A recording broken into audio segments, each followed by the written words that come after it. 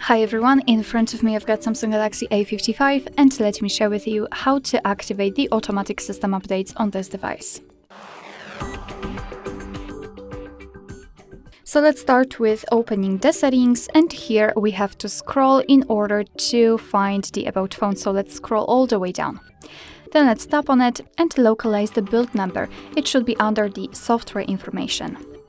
So here we've got the build number, and all you have to do is to keep tapping on it until you'll see that you're in the developer mode. And if you want to learn more about the developer options, I highly recommend to check our tutorial about it. So now we can go back to the general settings and then scroll down to enter the developer options. And here, scroll down just a little bit to find this option, so automatic system updates.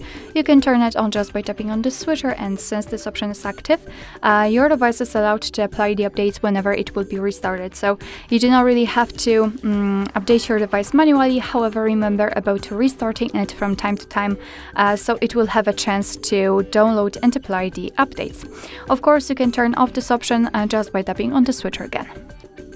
Alright, so that will be all. Thank you so much for watching. I hope that this video was helpful, and if it was, please hit the subscribe button and leave the thumbs up.